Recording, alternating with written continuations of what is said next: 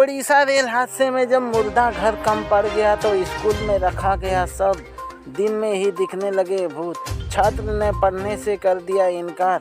मामले की क्या है पूरी जानकारी देंगे पूरी, तो बने रहो वीडियो के अंत तक। उड़ीसा के बालासोर में 2 जून को हुए भयानक ट्रेन हादसे में सबकी रूह कपा कर रख दी। इतना ही नहीं, लोगों को मौत के बाद कुछ शवों को बालासोर के स्कूल में रखा गया। स्कूल में अस्थायी मुर्दा घर बनाने के बाद वहां छात्रों ने जाने से साफ इनकार कर दिया और कहा कि हम स्कूल के उस ग्राउंड में उन खौफनाक तस्वीरों को नहीं भूल सकते जहां चारों तरफ लाशें ही लाशें बिछी हो।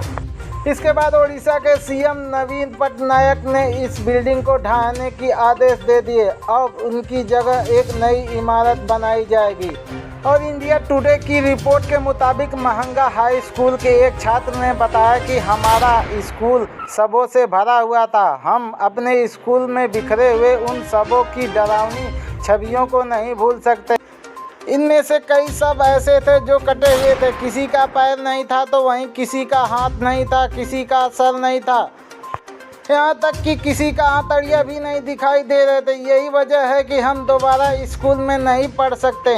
इतना ही नहीं, स्कूली छात्र को डर के चलते स्कूल जाने से इनकार करने के बाद 65 साल पुराने स्कूल भवन को शुक्रवार 9 जून को ध्वस्त कर दिया गया। वहीं स्कूली प्रबंधक समिति उड़ीसा सरकार ने इमारत गिराने को लेकर अनुरोध किया और कहा कि यह बिल्डिंग पुरानी थी और सुरक्षित नहीं थी। इसके अलावा छात्र भी यहां दोबारा पढ़ने से मना कर रहे थे। 2 दिन तक शवों को वहीं पर रखा गया क्योंकि मृतक के परिजनों को पहचान कराने की कोशिश कर रहे थे।